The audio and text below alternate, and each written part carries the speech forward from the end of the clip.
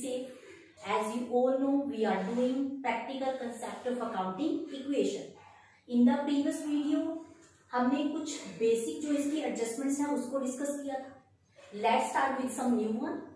First of all देखिए, started business with cash 50,000, building 20,000 and goods 30,000. It means कोई new business start हुआ है, इसमें हमने 50,000 का कैश इन्वेस्ट किया, 20,000 की बिल्डिंग और 30,000 की goods. Goods means stock. Okay, so what is your accounting equation? Assets is equal to liabilities plus में कैपिटल. ठीक है, एसेट्स का जो टोटल है वो किसके इक्वल होता है? लायबिलिटीज एंड कैपिटल के टोटल के इक्वल होता है according to double entry system. अब देखिए, आपने जो बिजनेस स्टार्ट किया उसमें इन्वेस्ट किया 50,000 कैश. इसके लिए एसेट साइड में कैश का कॉलम बनाओ, उसके नीचे 50,000 पुट कर दो. आपने बिल्डिंग लगाई 20,000 की, बिल्डिंग का कॉलम बनाओ, उसमें 20,000 की वैल्यू पुट करो. गुड्स मीन्स स्टॉक, और गुड्स के लिए आपने कॉलम बनाना है स्टॉक का, उसमें आप कितनी वैल्यू पुट कर दोगे? 30,000. इट मीन्स 50,000 कैश, 20,000 बिल्डिंग और 30,000 का स्टॉक आपने इनिशियल जब बिजनेस को स्टार्ट किया तब आपने इन्वेस्ट किया. तो इन तीनों का जो टोटल है दैट इज 1 लाख. तो कैपिटल भी आपकी कितने से इंक्रीज हो गई? 1 लाख से. तो 1 लाख आप लायबिलिटी साइड में कैपिटल का कॉलम बनाओगे और उसमें 1 लाख की वैल्यू आप शो कर दो. इसके बाद आप इक्वेशन बनाते हो, that is your first equation. First equation आपकी एज इट इज आएगी 50,000 एज यूजुअल. आप नीचे लिखोगे 20,000, 30,000 और कैपिटल हो गई आपकी 1 लाख. अगर इस साइड का हम टोटल करें तो 50 प्लस में 20 70 and 30 that is 1 lakh. Asset side का जो टोटल है that is 1 lakh. Liability side is also 1 lakh. It means both sides are equal. After that move to the second adjustment. Deposited into bank. Deposited into bank का मतलब होता है आपने bank में money deposit की. सपोज करो आपका बैंक में कोई अकाउंट है और आप बैंक में मनी डिपॉजिट कर देते हो, तो इससे आपका बैंक का बैलेंस इंक्रीज हो जाएगा. तो इसके लिए हम क्या करेंगे? एसेट साइड में बैंक का कॉलम बनाएंगे और वहां पे प्लस 20,000 लिखेंगे. प्लस वर्ड यूज इसलिए हुआ क्योंकि आपका बैंक का जो बैलेंस है वो 20,000 से इंक्रीज हो गया. लेकिन साथ के साथ आपका जो कैश है वो क्या हो जाएगा? रिड्यूस हो जाएगा. तो 20,000 आप कैश में से माइनस कर दोगे और बैंक के कॉलम में प्लस कर दोगे. बैंक का कॉलम इससे पहले नहीं था, अभी आपने बैंक का कॉलम बनाया और उसमें 20,000 की वैल्यू आपने शो कर दी. इट मींस इस एडजस्टमेंट ने आपके 2 अकाउंट्स को इफेक्ट किया, एक कैश अकाउंट और दूसरा आपका बैंक अकाउंट. कैश में से 20,000 माइनस हो गया और बैंक में आपका 20,000 प्लस हो गया. लायबिलिटी साइड को इफेक्ट नहीं किया, इसलिए मैंने कैपिटल के नीचे 0 पुट कर दिया. बिल्डिंग को इफेक्ट नहीं किया, 0 पुट कर दो. स्टॉक को इफेक्ट नहीं किया तो 0 पुट कर दो. अब इसकी हेल्प से जब आप न्यू इक्वेशन प्रिपेयर करोगे, 50 में से 20,000 को माइनस किया, वैल्यू कितनी आ गई आपके पास? 30,000. 20,000 आपका एज इट इज रहेगा, स्टॉक की वैल्यू 30,000 और जो बैंक है उसमें कितना आ गया? 20,000. इससे पहले कोई भी वैल्यू नहीं थी, इसलिए हमने उसमें 0 पुट कर दिया. एज इट इज कैपिटल में कोई भी चेंज नहीं है, तो कैपिटल कितनी आ गई आपकी? 1 लाख की. अगेन फिर से टोटल करो, 30 plus 20 50 plus 80 and 20 that is 1 lakh. Liability side का टोटल भी आपका 1 लाख है. It means both sides are equal. Next adjustment देखते हैं. Fresh capital invested. Fresh capital का मतलब होता है जो प्रोप्राइटर है. प्रोप्राइटर मींस ओनर, उसने इन बिटवीन, ठीक है, ड्यूरिंग द ईयर उसने कुछ न्यू मनी जो है वो बिजनेस में इन्वेस्ट कर दी एज अ कैपिटल. देखिए, जब भी ओनर कोई भी मनी बिजनेस में इन्वेस्ट करेगा तो इससे आपका कैश का बैलेंस तो इंक्रीज होगा ही होगा. जैसे उसने स्टार्टिंग में जब 50,000 लगाया था तो हमने कैश के बैलेंस में शो कर दिया था वो एज यूजुअल. उसने फ्रेश कैपिटल 50,000 और उसने इन्वेस्ट किया. 50,000 से आपका कैश इंक्रीज हो गया और 50,000 से आपकी कैपिटल इंक्रीज हो गई. इट मीन्स 50,000 आप कैश में प्लस कर दोगे और 50,000 ही आप कैपिटल में प्लस करोगे. बिल्डिंग, स्टॉक और बैंक पे कोई भी इफेक्ट नहीं है, इसलिए 0 पुट कर दो. अब इसकी हेल्प से जब आप न्यू इक्वेशन बनाओगे, 30 प्लस में 50 80,000, 20 30,000, 20,000 एंड इस साइड का जो है वो कितना हो जाएगा? 1 लाख प्लस में 50 दैट इज 1,50,000. अब अगर इस साइड का टोटल करें तो 80 प्लस में 20 1 लाख एंड 1,50,000. लायबिलिटी साइड का टोटल भी 1,50,000. It means both side are again equal. Next adjustment देखो. Purchased furniture, furniture means assets, ठीक है। देखो गुड्स का मतलब होता है जिसमें आप डील कर रहे हो, जिस चीज को आप डेली सेल परचेज करते हो, दैट इज गुड्स। और जो फर्नीचर है, फर्नीचर हमारे लिए क्या है, एसेट, ठीक है। कोई भी चीज आपके लिए एसेट है या गुड्स है, that depend on your nature of business. It means अगर आप सपोज करो, अगर आप इलेक्ट्रिक गुड्स में डील करते हो, जैसे कि रेफ्रिजरेटर हो गया, एसी हो गया, ठीक है, अगर आप उसमें डील करते हो तो आपके लिए वो गुड्स है, ठीक है, क्योंकि आप उसी में डील करते हो, उसी से आप प्रॉफिट अर्न करते हो। बट अगर आप सपोज करो आपका काम है बुक्स का, आप बुक्स में डील करते हो, बुक्स को आप सेल परचेज करते हो, तो बुक्स आपके लिए क्या हो गई, गुड्स। लेकिन अगर आपकी शॉप में कोई फर्नीचर है या कोई एसी लगा हुआ है, तो वो आपके लिए क्या हो जाएगी, एसेट हो जाएगी, ठीक है। तो डिपेंड करेगा कि आपने क्या परचेज किया। अब हमने यहाँ पे फर्नीचर परचेज किया ऑफिस यूज के लिए। अगर आप ऑफिस यूज के लिए फर्नीचर परचेज करते हो, अब देखो आपने फर्नीचर परचेज किया, आप उसको लॉन्ग टाइम तक यूज करोगे ऑफिस में, तो फर्नीचर जब हम ऑफिस यूज के लिए परचेज करेंगे तो उससे हमारी एसेट्स इंक्रीज हो जाएगी, और आप क्या करोगे, एसेट साइड में फर्नीचर का एक कॉलम बनाओगे और उसमें वो वैल्यू शो कर दोगे। हमने 6000 का फर्नीचर परचेज किया है ऑफिस यूज के लिए, ऑफिस यूज के लिए परचेज किया, इसलिए अलग से कॉलम बना दिया और 6000 वहां पे शो कर दिया। And personal use, personal use का मतलब क्या होता है, ड्राइंग्स। आपने प्राइवेट यूज के लिए अगर फर्नीचर परचेज किया है तो वो 4000 जो है वो आपकी कैपिटल में से क्या हो जाएंगे, डिडक्ट हो जाएंगे। इट मीन्स अगर आप कोई भी एसेट परचेज करते हो ऑफिस यूज के लिए, उसके लिए अलग से कॉलम बन जाएगा। लेकिन अगर आप प्राइवेट यूज के लिए उस फर्नीचर को परचेज कर रहे हो, ठीक है, तो उस केस में वो अमाउंट जो है वो आपकी कैपिटल में से माइनस हो जाएगी।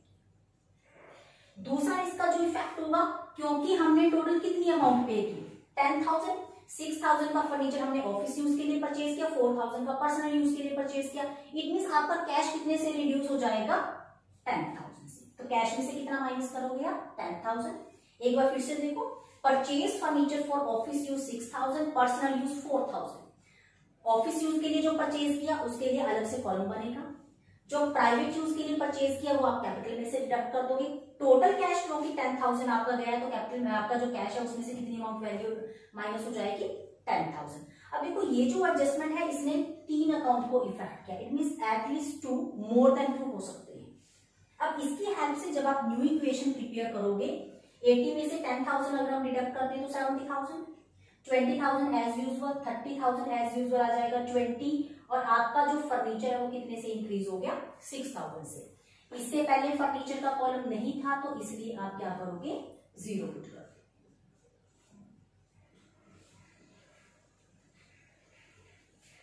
अब देखिए इसमें आपने 6000, और अगर हम लायबिलिटी साइड की बात करें तो 150 में से अगर हम 4000 को माइनस कर दें तो वैल्यू कितनी आ गई, 1,46,000।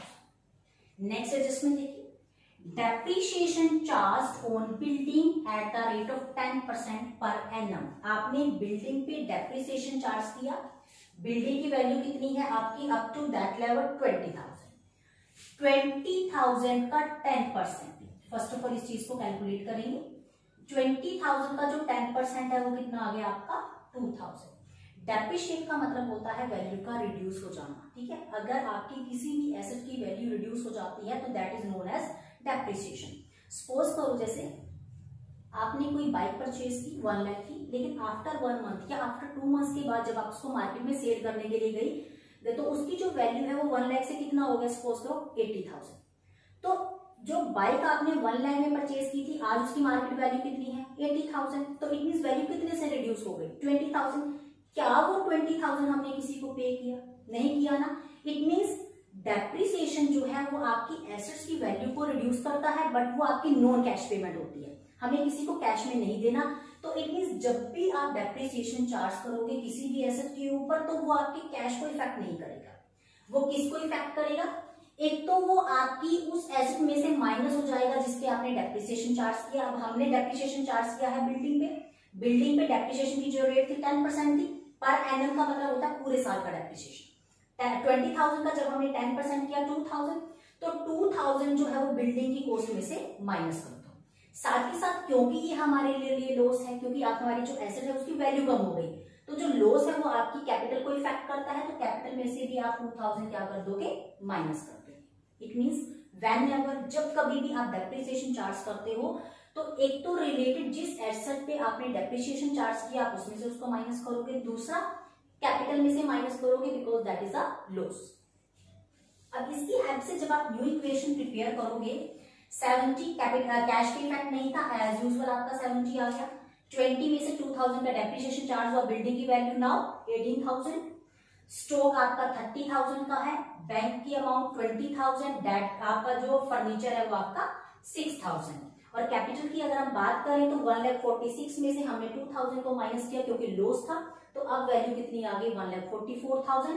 अगर इन दोनों साइड का टोटल टैली करें, लाइबिलिटी साइड का टोटल है हमारा 1,44,000, अगर हम इसको ऐड करें तो that is 70, it means 1 lakh, 1,20,000, 1,26,000 and 80 that is 1,44,000, दोनों साइड का टोटल इक्वल है। नेक्स्ट एडजस्टमेंट देखो बेटा, गुड्स कॉस्टिंग, कॉस्टिंग का मतलब क्या होता है, कॉस्ट प्राइस, जो उसका लागत होती है जितने में हमने उसकी प्रोडक्शन की। Good costing 20,000 sold at a profit 10%, half payment received in cash. अब देखिए ये जो एडजस्टमेंट है उसको 2 पार्ट्स में डिवाइड करेंगे। First of all good costing 20,000 sold at a profit 10%। First of all इस चीज को देखेंगे, 20,000 की गुड्स आपने 10% के प्रॉफिट पे सेल की। अब 20,000 का अगर हम 10% करें तो इट मींस 2,000। अब आपने जो गुड्स है वो कितने में सेल की, 20,000 प्लस में 2,000, प्रॉफिट है ना, तो इसलिए उसमें ऐड हो गई। इट मींस 20,000 की गुड्स 10%, 10% का मतलब 2,000, इट मींस 20,000 की गुड्स कितने में सेल हो गई, 22,000 में। अब इसका इफेक्ट देखिए, जो स्टॉक है, स्टॉक में से हम क्या माइनस करेंगे, कॉस्ट प्राइस, क्योंकि हमारा जो स्टॉक है वो 20,000 से रिड्यूस होगा, 22 से नहीं होगा, क्योंकि जो कॉस्ट प्राइस था वो कितना था उसका 20। तो हम स्टॉक में से क्या माइनस करेंगे, कॉस्ट प्राइस, और कॉस्ट प्राइस कितना था इसका 20,000। जो प्रॉफिट हुआ 2,000 का, प्रॉफिट से हमारी कैपिटल इफेक्ट हो जाएगी, क्योंकि जब भी कोई प्रॉफिट या लॉस होगा, प्रॉफिट होगा तो हम कैपिटल में प्लस करेंगे, लॉस होगा तो हम कैपिटल में से माइनस कर देंगे। इट मींस आपने क्या किया, जो कॉस्ट प्राइस था वो आपने स्टॉक में से माइनस किया, जो प्रॉफिट हुआ वो आप कैपिटल में ऐड कर दोगे। After that half payment receive in cash, half जो पेमेंट है वो आपको कैश में रिसीव हुई। अब हाफ आप किसका करोगे, 22,000 का, ठीक है, क्योंकि 20,000 की गुड्स हमने कितने में सेल कर दी थी, 22,000 में। 22,000 का अगर हम हाफ करें तो दैट इज 11,000। इट मींस 11,000 तो आपको कैश रिसीव हो गया, क्योंकि उसने कहा half payment receive in cash, तो इट मींस हाफ क्या है फिर, क्रेडिट, उधार। इट मींस हाफ पेमेंट आपकी कैश में आ गई और हाफ आपकी क्रेडिट। क्रेडिट का मतलब डेटर्स, क्योंकि जब भी आप गुड्स क्रेडिट में सेल करोगे, सेल का मतलब हमने गुड्स को बेच दिया, ठीक है, तो इससे आपके डेटर्स इंक्रीज हो जाते हैं, आपके देनदार इंक्रीज हो जाते हैं। अब इसका इफेक्ट देखो, 11,000 क्योंकि कैश में आ गया इसलिए 11,000 कैश में प्लस कर दो, और 11,000 से आपके जो डेटर्स हैं वो इंक्रीज हो जाएंगे। आपने ऐसे साइड में कॉलम बनाना है डेटर्स का, डेटर्स में अभी तक कोई भी वैल्यू नहीं थी इसलिए 0 पुट करो इसमें सभी जगह। आफ्टर दैट लास्ट जब आपका कॉलम आएगा तो वहां पे हमने कितनी वैल्यू शो कर दी, 11,000। अब देखिए ये जो एडजस्टमेंट है इसने आपके 4 अकाउंट को इफेक्ट किया। हमने कॉस्ट प्राइस माइनस किया स्टॉक में से, जो प्रॉफिट हुआ वो हमने कैपिटल में ऐड किया, हाफ अमाउंट क्योंकि हाफ पेमेंट कैश में आई थी, 22,000 का हाफ किया, हाफ अमाउंट हमने कैश में प्लस कर दी, और हाफ अमाउंट से हमने डेटर्स को इंक्रीज कर दिया। आपकी जो बिल्डिंग है, furniture, no bank and furniture, इस पे इफेक्ट नहीं है इसलिए वैल्यू 0 पुट की हुई है। अब इसकी हेल्प से आप क्या बनाओगे, फाइनल इक्वेशन। यहाँ पे हम क्या वर्ड यूज करते हैं, फाइनल इक्वेशन, क्योंकि ये आपकी लास्ट एडजस्टमेंट है, इसके बाद कोई एडजस्टमेंट नहीं है। इससे पहले हमने क्या वर्ड यूज किया हुआ है, new equation, new new new, और सबसे पहले हम वर्ड यूज करते हैं इक्वेशन। अब इसकी हेल्प से जब आप इक्वेशन बनाते हो तो 70 में अगर हम 11,000 प्लस कर दें तो हमारे पास जो अमाउंट आ जाएगी 81,000, 18,000 एज इट इज आ जाएगा। 30 में से 20,000 को माइनस करेंगे तो 10,000, 20,000 एज इट इज 6,000, और यहाँ पे 11,000। ठीक है। और अगर हम कैपिटल की बात करें तो 1,44,000 में हमने 2,000 को ऐड किया तो वैल्यू कितनी आ गई हमारे पास 1,46,000। अब अगर इस साइड का टोटल करें तो 81 प्लस में 18,000 प्लस में 10,000 प्लस 20,000 प्लस 6 प्लस में 11, तो इसका जो टोटल है वो भी कितना आएगा आपका 1,46,000 आएगा।